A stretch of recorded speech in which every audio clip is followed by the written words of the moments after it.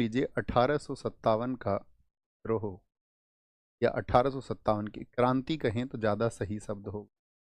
मतलब किन किन ने इसको क्या क्या शब्द दिए हैं वो सब जानेंगे, किस किस के क्या क्या वक्तव्य थे। रिवॉल्यूशन ऑफ 1857, 1857 की क्रांति। अंग्रेजी शासन अपनी लूट को कर रहा था, तो इसके बारे में बहुत सारे लोगों के स्टेटमेंट है। पहले तो वो स्टेटमेंट सुनिए। जैसे इसको प्रथम स्वतंत्रता संग्राम कहा है, प्रथम स्वतंत्रता संग्राम। प्रथम स्वतंत्रता संग्राम किसके द्वारा कहा गया है, आप बताइए। इसको प्रथम स्वतंत्रता संग्राम वीडी सावरकर ने कहा है। वीडी सावरकर, विनायक दामोदर सावरकर ने कहा है, वीडी सावरकर ने। ठीक है। First freedom struggle. पहले इन स्टेटमेंट्स को आप अपनी कॉपी में नोट करें, फिर चर्चा करें। फर्स्ट फ्रीडम स्ट्रगल किसने कहा है, वीडी सावरकर ने कहा है, वीडी सावरकर ने कहा है। दूसरा स्टेटमेंट जो इसका आता है वो है, ना तो ये पहला इसको माना गया है, ना पहला ना राष्ट्रीय, ना तो इसको पहला ही कहा जाएगा क्योंकि इससे पहले बहुत सारे कृषक आंदोलन हो चुके थे, ना राष्ट्रीय, और ना ही स्वतंत्रता संग्राम था ये, और ना ही स्वतंत्रता संग्राम। स्वतंत्रता संग्राम ये कथन दिया है आपका, किसने ये कथन दिया है, आपका आरसी मजूमदार।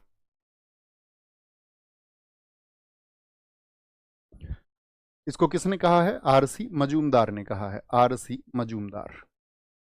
क्या कह दिया मजूमदार साहब ने, इसको नाम दिया है, ना तो ये पहला था, neither first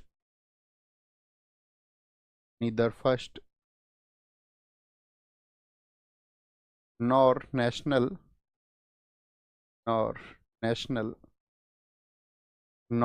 national nor the freedom struggle, nor the freedom freedom struggle. ये किसके द्वारा कहा गया है, ये कहा गया है आपका आरसी मजूमदार के द्वारा। ओके। एक स्टेटमेंट और आता है आपका, धर्मांधों और ईसाइयों के बीच का ये संघर्ष था। धर्मांधों और ईसाइयों के बीच एक संघर्ष, ईसाइयों के बीच संघर्ष। ये इस तरह का स्टेटमेंट दिया है आपका, यानी कि ये हो गया आपका कॉन्फ्लिक्ट्स बिटवीन रिलीजियस फैनेटिक्स, दोनों लैंग्वेज में नोट्स बनाए करें आप भी, रिलीजियस फैनेटिक्स एंड क्रिश्चियंस। एक ब्रिटिश इतिहासकार हुए जिसका नाम है L.E.R. रीस, लेना आप L.E.R. रीस ने ये कहा है। एक स्टेटमेंट आता है, यह सभ्यता और बर्बरता के बीच युद्ध था। इन सभी स्टेटमेंट्स पर गौर देना। यह सभ्यता बहुत पूछे जाते हैं परीक्षा में, किसने कहा था, सभ्यता और बर्बरता के बीच एक युद्ध या संघर्ष था। ये किसने कहा है, संघर्ष था। यानी कि इसको हम कह सकते हैं स्ट्रगल बिटवीन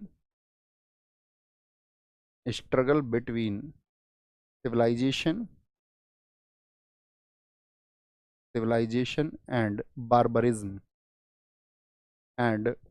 बार्बरिज्म। ये स्टेटमेंट है टी.आर. होम्स का। और एक स्टेटमेंट आपका आता है कि इसको एक षड्यंत्र कह दिया था, 1857 की क्रांति एक षड्यंत्र थी। यानी हम कह सकते हैं revolution of 1857, the revolution was a conspiracy. ये स्टेटमेंट दिया है आपका आउटरम टेलर ने। आउटरम टेलर को आपने पढ़ा था, बताइए आउटरम टेलर कहाँ पर आपने पढ़ा है। हमने आपको बताया था जब अवध पर माल एडमिनिस्ट्रेशन के एलिगेशंस लगाए गए थे, तभी वहां पर सिलीमैन की तबीयत खराब होने के बाद में जब उसने अपना इस्तीफा दे दिया, तो उसके बाद में आउटरम को रिपोर्ट के लिए चयनित किया गया था। ओके। तो यहाँ पर बताएं, एक बार इन स्टेटमेंट को देखें। तो वीडी सावरकर ने इसको कहा प्रथम स्वतंत्रता संग्राम, और वीडी सावरकर ने और भी अन्य बातों पर प्रकाश डाला, जिनमें से प्रमुख थी, वीडी सावरकर ने कहा है कि उस समय के जो ब्रिटिश अधिकारी थे और जो भारतीय सेना थी, अगर मैं आपको बताऊं इस समय 1857 की क्रांति के समय पर भारत की सेना कैसे थी, तो भारतीय सैनिकों को ये भर्ती करते थे निचले पदों पर, यस और नो? तो जो इंडियन सोल्जर्स थे उनकी संख्या थी आपका 2,25,000। वैसे तो 2,23,000 थी, लेकिन 2.25 लाख एक हम मोटे तौर पर आइडिया ले सकते हैं। और जो ब्रिटिश सोल्जर्स थे यहाँ पर, जो ब्रिटिश सैनिक थे उनकी संख्या थी 45,000। रूल यही लोग कर रहे थे, और भारतीय सैनिक इनमें ज़्यादा होते थे, लेकिन निम्न पदों पर होते थे, निचले पदों पर होते थे। तो यहाँ पर एक बात पर प्रकाश और डाला वीडी सावरकर, उन्होंने कहा कि ब्रिटिश अधिकारी अपनी परेड के दौरान में बहुत सारी जगह पर पैगंबर और राम के खिलाफ शब्द बोलते थे, और उनको गाली सूचक शब्द दिया करते थे, और साथ में सैनिकों को भी प्रेरित करते थे इस तरह की, और सैनिकों के सामने ही इस तरह के वक्तव्य उनके होते थे। ठीक है, तो प्रथम स्वतंत्रता संग्राम उन्होंने कहा, ना तो इसको पहला माना कि भाई इससे पहले बहुत सारी जगह पर संघर्ष हुए आपका किसानों के, ना इसको राष्ट्रीय कहा गया, और ना ही स्वतंत्रता संग्राम आरसी मजूमदार ने। यहाँ पर ये जो आपका एलियार रीस कहता है धर्मांधों और ईसाइयों के बीच संघर्ष, धर्मांध इसने किसको कहा? धर्म का अंधा होना, इस बात का क्या मतलब होता है? यानी कि जब कोई एक धर्म का व्यक्ति दूसरे धर्म में बहुत सारी बुराइयां या उसमें सिर्फ और सिर्फ आलोचना ढूंढने लगे, तो वह उसको धर्मांध कहने लग जाता है। तो ये धर्मांध किसको कह रहे थे? उस समय भारत में जो हिंदू और मुसलमान थे उनको ये बोल रहे थे धर्मांध। और ईसाई, मैंने आपको कहा इनके ऊपर मैंने कल आपको एक थ्योरी बताई थी, उस थ्योरी का क्या नाम है? वाइट मैंस बर्डन, सफ़ेद व्यक्ति का बोझ। ये खुद को ज़्यादा सभ्य समझते थे, और ये मानते थे कि ये जो हिंदू और मुसलमान इस देश में हैं ये सभ्य प्रजाति नहीं है। यह सभ्यता और बर्बरता, तो सभ्य खुद को मान रहे हैं, और बर्बर किसको कह रहे हैं? जो अपने हितों के लिए आवाज उठा रहे हैं, यानी कि जिनका शोषण अब तक ये कर रहे थे, यदि उन्होंने अपने हितों के लिए आवाज उठा दी तो उनको कहा गया फिर यहाँ पर आपका सभी को कि वो लोग बर्बर जाति हैं। 1857 की क्रांति एक षड्यंत्र थी, और मुस्लिमों का एक षड्यंत्र इसको बताया गया आपका आउटरम टेलर के द्वारा कि यहाँ के जो मुसलमान हैं वो एकजुट होकर के इस षड्यंत्र को बढ़ा रहे हैं। इस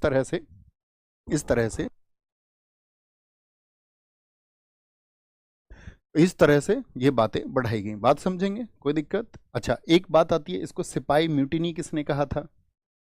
सिपाही म्यूटिनी, सहन साहब एक इतिहासकार हैं, इसको उन्होंने बोला सिपाही म्यूटिनी, एक सैनिक विद्रोह था। ये भी एक अच्छा कथन है, सिपाही म्यूटिनी। ये सेन थे जिन्होंने कहा था, और सेन को ही जिम्मेदारी दी गई थी कि 1857 का जो संग्राम है उसके ऊपर वो इतिहास को लिखें। ठीक है, इतिहास को लिखें। ठीक है, तो इस तरह से वो जानकारी उनको दी गई थी।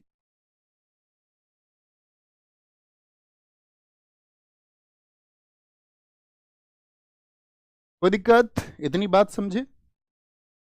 बात समझ में आई कि उस तरह का माइंडसेट क्या था। अंग्रेजी सरकार की लूट से आप परिचित हैं, बहुत अच्छे से परिचित हैं। आगे वो घटनाक्रम हम शुरू करेंगे कि वो क्या कारण थे। तो आप लिखना रीजंस क्या थे 1857 की क्रांति के कारण, अर्थात उसके reasons.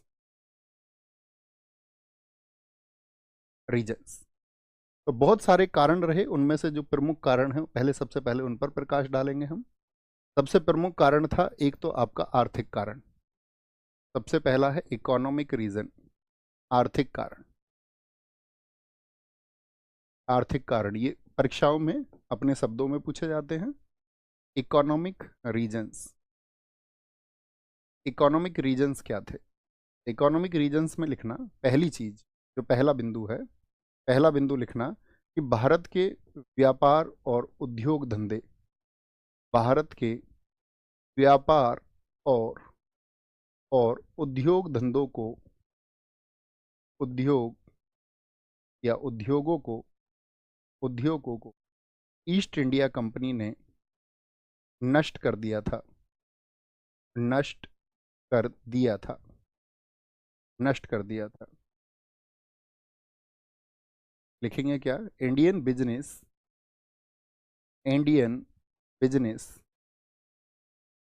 And industries were destroyed by east India company. कोई भी बच्चा अतिरिक्त बातों में लगा हुआ हो, अपने मन को संयम में रखना है, हमेशा कभी भी खुद को भटकने नहीं देना है, और खुद से ये वादा करना है कि क्लास में मैं सिर्फ सुनने के अलावा और लिखने के अलावा अतिरिक्त कोई भी बात नहीं करूंगा। जब मुझसे प्रश्न पूछा जाएगा तभी मेरी जवाबदेही होगी, अन्यथा मैं खुद को बांध करके रखूंगा, एकदम से संयमित रखूंगा।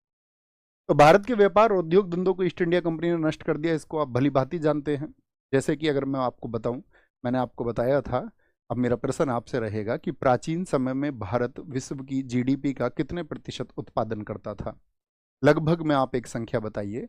हमने आपके वर्तमान चाइना से भी तुलना करके आपको बताया था कि जब भारत में अन्य लोग नहीं आए थे तो भारत पूरे विश्व का 1/4 या हम कहें 24% to 25% प्रोडक्शन करता था। तो भारत तो बहुत अच्छा था, और उस समय अगर भारत की तुलना हम अन्य यूरोपीय देशों से करें तो कोई भी यूरोप का देश ऐसा नहीं था जिसके उद्योग धंधे भारत के मुकाबले अच्छे हों या भारत की तुलना में भारत से ज़्यादा अच्छे हों। यानी भारत एक सोने की चिड़िया था। भारत में उद्योग धंधे, यहाँ जो व्यापार था आपका, वो खूब फल फूल रहा था। अरब देशों के साथ में यूरोप तक स्थल मार्ग से खूब व्यापार होता था, खूब मुनाफा भारत के लोगों को होता था, भारत के लोगों के पास में करने के लिए काम था, रोजगार था, उन सब के पास में आपका इंडस्ट्रीज थी। ठीक है, तो अंग्रेज सरकार ने इसको कैसे फिर नष्ट कर दिया। तो अंग्रेजों ने क्या किया आप जानती हैं, यहाँ का जो आपका रॉ मटेरियल होता था, उस रॉ मटेरियल को जब यहाँ से लेके जाते थे तो उस पर तो टैक्स होता था नाम मात्र का। जैसे कि 3 चीज़ों के बारे में मैं आपको बता सकता हूँ उदाहरण दे करके। जैसे एक तो इसमें क्या था, सूती वस्त्र थे जो कॉटन के थे, सूती वस्त्र थे आपका। एक इसमें जो भी रेशम के बने वस्त्र होते थे, रेशम के वस्त्र होते थे आपका, ठीक है, सिल्क के जितने भी होते थे, या आपका जितना भी गर्म कपड़ा होता था, गर्म वस्त्र यानी कि जितने भी वूलन क्लोथ्स होते थे, तो इन दोनों पर तो आपका 3.5% टैक्स होता था। और गर्म वस्त्रों पर अंग्रेज सरकार कितना टैक्स लगाती थी, 2% का टैक्स। ये क्या था, जो भारत से साथी क्या होता था, निर्यात होता था, भारत से निर्यात होता था, यानी कि अंग्रेज ही यहाँ से निर्यात कर रहे थे। हाँ या ना, यस और नो। हाँ जी भैया, हम इस बात को समझते हैं। यानी यहाँ से तो सस्ते में लेके जाते थे, और जब ये सामान मैंने आपको बताया था ईस्ट इंडिया कंपनी के द्वारा लंदन में ब्रिटेन से होकर के जब वापस भारत में आता था, इंडिया वापस आता था, तो इन्हीं पर टैक्स क्या हो जाता था, सूती वस्त्रों पर 10%, रेशमी वस्त्रों पर आपका 20%, और गर्म वस्त्रों पर आपका इंपोर्ट टैक्स लगता था 30%। तो कैसे भारतीयों से एक लूट हो रही थी, और कैसे भारतीयों ने अपने इन वस्त्रों के काम को करना छोड़ दिया और त्याग दिया, या यूं कहें तो लाखों लोग इस देश में बेरोजगार हो गए। लाखों लोगों के बेरोजगार होने की स्थिति में अब उनके पास में एक विद्रोह जैसी भावना ही आएगी। यदि आप किसी से उसका रोजगार छीन लेंगे तो फिर वो कल को विद्रोह करेगा, या उसके संसाधनों को आप छीन लेंगे तो उसके मन में आपके प्रति एक द्वेष की भावना पैदा होगी। हाँ या ना, हाँ या ना बताएंगे सारे लोग, सारे लोग जवाब देंगे। दूसरी क्या बात थी, दूसरा था इसमें लिखना प्रशासनिक कारण। प्रशासनिक कारण, सबसे प्रमुख कारणों पर बात करेंगे। छोटे छोटे बहुत सारे कारण हैं। प्रशासनिक कारण यानी कि एडमिनिस्ट्रेटिव रीजन्स क्या थे, एडमिन रीजन्स या एडमिनिस्ट्रेटिव रीजन्स, एडमिनिस्ट्रेटिव रीजन्स क्या क्या थे। एडमिनिस्ट्रेटिव रीजन्स जो थे उसमें प्रमुख था आपका नंबर 1 लिखना, जितने भी भारत के जागीरदार थे उनसे इन लोगों ने क्या कर लिया था, व्यवस्थाएं छीन ली थी। जागीरदारों, आप जानते किसानों को भूमि का मालिक बना दिया गया था। जो तालुके होते थे, गांव होते थे, उनमें जो मुखिया होते थे, ठीक है, उनके बहुत जगह अधिकार छीन लिए गए। राजवंशों में आप जानती हैं इन लोगों ने रेजिडेंट बिठा दिए, राजवंशों के विशेष अधिकारों को हटा देना। तो वो एक वर्ग भी क्या हो गया, इनके खिलाफ हो गया, विशेषाधिकारों को हटा देना, ये भी एक प्रमुख कारण बना। रिमूवल ऑफ प्रिविलेजेस ऑफ जागीरदार, तालुकदार एंड डायनेस्टीज, रिमूवल ऑफ समझ रहे हैं ना दोस्त। हाँ भैया, एक एक वर्ग देखेंगे आप। एक तो मजदूरों का वर्ग इन्होंने खिलाफ कर दिया यहाँ पर, और अभी जागीरदारों का, प्रिविलेजेस ऑफ जागीरदार्स,